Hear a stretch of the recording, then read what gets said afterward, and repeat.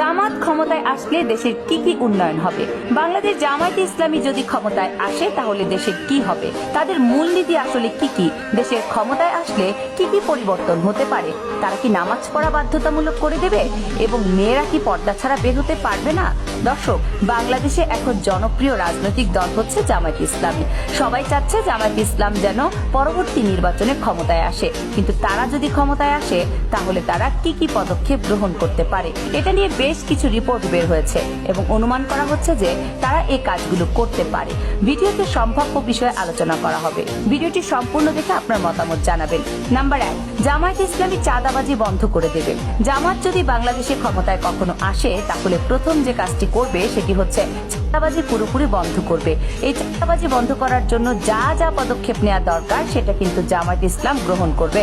আপনারা ইতিমধ্যে দেখেছেন জামায়াত ইসলামী যতগুলো প্রোগ্রাম করেছেন, বিশেষ করে কুমিল্লা টাউন হলে সেই কর্মী সম্মেলনের 6টি মোবাইল পাওয়া গিয়েছিল। এই 6টি মোবাইল তাদের কর্মীরা নিয়ে এসে স্টেজে জমা দিয়েছে।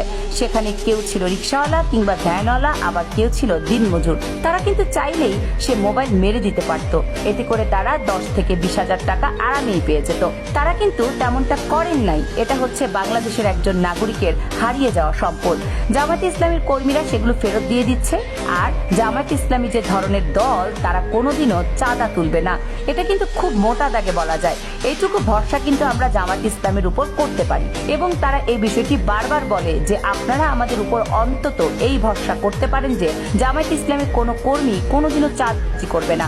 যে ভাই অন্তত ভিক্ষা করে খাবো কিন্তু কোনোদিনও চাঁদাবাজ করবো না, এবং তাদের চাঁদাবাজি করার রেকর্ড কিন্তু আপনি খুঁজে পাবেন না। বাংলাদেশে আর কোনো দল এরকম ওপেন ভাবে বলতে পারবে না যে তারা কোনোদিন চাঁদাবাজি করবে না আর ভবিষ্যতেও করবে না। তো এটা নিশ্চিতভাবে বলা যায়, জামাত যদি কখনো ক্ষমতায় আসে তাহলে বাংলাদেশের চাঁদাবাজি হবে না। নাম্বার 2, পাকিস্তান বাংলাদেশের সুসম্পর্ক স্থাপন হবে। জামায়াত ইসলামী যদি কখনো বাংলাদেশের ক্ষমতায় আসে তাহলে দ্বিতীয় যে কাজটি হবে সেটি হচ্ছে পাকিস্তানের সাথে সুসম্পর্ক তৈরি হবে। আর পাকিস্তানের সাথে যদি বাংলাদেশের ভালো সম্পর্ক করতে পারে তাহলে সামরিক দিক থেকে বাংলাদেশ অনেক দূর এগিয়ে যাবে। দর্শক, আমাদের বাংলাদেশে সামরিক বাহিনী রয়েছে। আপনি সেনাবাহিনী, নৌবাহিনী কিংবা বিমান বাহিনীর কথা বলেন, আমাদের কিন্তু তেমন আধুনিক কোনো অস্ত্র নেই। বিশ্বমানের কোনো বিমান ঘাঁটিও কিন্তু আমাদের নেই। আর এই সব থেকে বড় প্রতিবন্ধকতা ছিল ভারত, কারণ ভারত কখনোই চায়নি যে বাংলাদেশ সামরিক দিক থেকে এগিয়ে যাক। আর ভারত এটি চাইবেও না, কিন্তু এটা চাইবে পাকিস্তান। পাকিস্তান সব সময় চাইবে বাংলাদেশকে শক্তিশালী করতে। বাংলাদেশ এবং পাকিস্তান কিন্তু এক সময় এক ছিল। হয়তো তারা ভবিষ্যতে এক হবে না, কিন্তু তারপর একটা ভাই ভাই সম্পর্ক থেকেই যায়। যে বড় ভাই সংসার থেকে আলাদা হয়ে গেছে তো কি হয়েছে, ভাই তো এখনো ভাইই আছে। তো ভারতকে চাপে রাখার জন্য সব সময় পাকিস্তান চাইবে বাংলাদেশকে সামরিকভাবে উন্নতি করতে, কারণ পাকিস্তান এবং বাংলাদেশ সামরিক দিক থেকে উন্নতি হলে মাঝখানে ভারত চাপে পড়ে যাবে। তখন আর ভারত কিন্তু দাদাগিরি দেখাতে পারবে না, যদিও এখন আর পারছে না, তাই নিঃশ্বাস বন্ধ করে পটি চেপে আছে। তো জামায়াত ইসলাম যদি ক্ষমতায় আসে তাহলে এই কাজটা আগে করবে, কারণ আপনারা জানেন জামায়াত ইসলাম কিন্তু পাকিস্তানে প্রতিষ্ঠিত হয়েছিল। জামাতের অরিজিনাল কান্ট্রি হচ্ছে পাকিস্তান। জামায়াত ইসলাম যদি কখনো ক্ষমতায় আসে তাহলে পাকিস্তানের সাথে সব থেকে ভালো সম্পর্ক হবে এবং বাংলাদেশ সামরিক দিক থেকে অনেক বেশি উন্নত হয়ে যাবে। বাংলাদেশকে সামরিক শক্তিতে ঢেলে সাজানো হবে। নাম্বার 3, বিএনপি কোণ ঠাসা করে ফেলা। জামায়াত ইসলামী যদি কখনো এককভাবে কিংবা সংখ্যাগরিষ্ঠভাবে ক্ষমতায় আসে তাহলে বিএনপিকে কিন্তু তারা কোণ ঠাসা করে ফেলবে। শুধুমাত্র বিএনপিকে কোণ ঠাসা করবে, it is not like that. Awami লীগকেও কিন্তু করতে পারে, কারণ আপনারা দেখতে পাচ্ছেন এখন বিএনপির মধ্যে অনেক পাতি নেতা আছে যারা বিএনপির নাম ভাঙিয়ে বিভিন্ন প্রতিষ্ঠানে চাঁদাবাজি করছে। আদৌ তারা বিএনপি কিনা সেটারও কোনো নিশ্চয়তা নেই। তো এই সমস্ত জায়গায় চাঁদাবাজি বন্ধ করতে গেলে বিএনপি নেতাদের মুখোমুখি হতে হবে জামাতের। জামাত কখনোই চাইবে না নিজে চাঁদাবাজি নিতে অথবা বিএনপিকে করতে দিতে।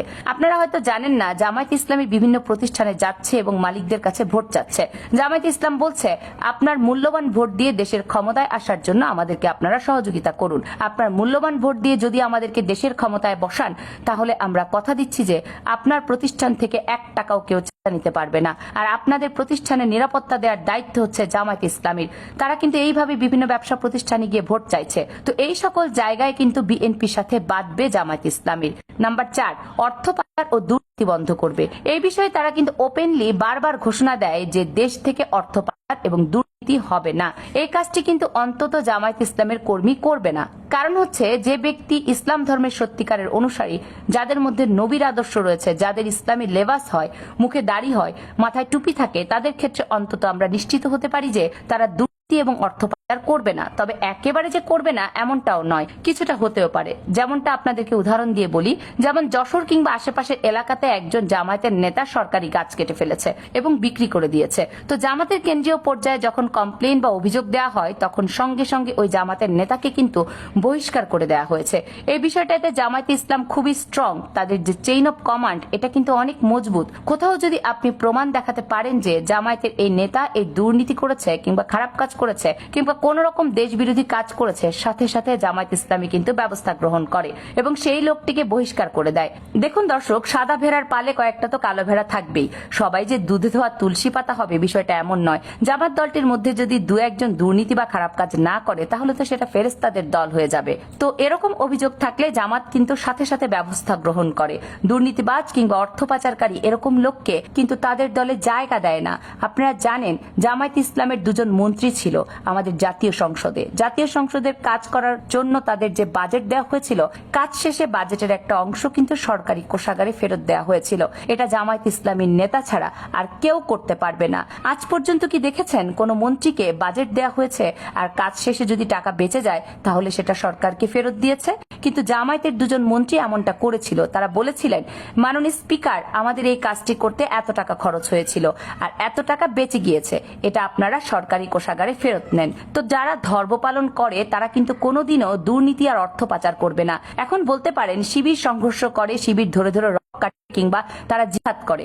দেখুন, এই বিষয়ে আমি কিছু বলতে পারবো না। তবে শিবির যে রক্কাটে এই বিষয়টা আপনারা ইতিমধ্যে জেনেছেন, কিন্তু আমার কাছে মনে হয় এটি সম্পূর্ণ ভুয়া। এই বিষয়ে কোনো ভিডিও কিংবা এভিডেন্স পাওয়া যায়নি, এটা শুধুমাত্র মুখে মুখে ছড়িয়েছে। তো দেখুন, যেগুলো আমি বললাম সেগুলো কিন্তু আমার মুখের কথা না, এগুলো জামায়াতে ইসলাম বর্তমানে দাবি করছে। তাদের বিভিন্ন পেজে এই কথাগুলো দেখা যাচ্ছে আর তাদের কথার সাথে কিন্তু আমরা অতীতেও মিল পেয়েছি। তো সেই হিসেবে আপনাদের সামনে তুলে ধরলাম যে তারা যদি ক্ষমতায় আসে তাহলে দেশের কি কি পরিবর্তন ঘটতে পারে। জামায়াত ইসলামী ক্ষমতায় আসলে আরো বেশ কিছু পরিবর্তন হবে, তবে যেগুলো মোটা দাগে হবে সেগুলো আপনাদেরকে বললাম। আর হ্যাঁ, মহিলাদের পর্দার বিষয়টা সেটা জামায়াতে আমির নিজে বলেছে। একটি ইন্টারভিউতে তাকে এই বিষয়ে জিজ্ঞেস করা হয়েছিল। জামায়াতে আমির বলেছে, ধর্ম পালনে কাউকে কোনো জোরাজুরি নেই, যার ইচ্ছে হবে সে পালন করবে, যার ইচ্ছে হবে সে পালন করবে না। আমরা শুধু তাদেরকে পরামর্শ দিতে পারি, কিন্তু জোর করতে পারি না।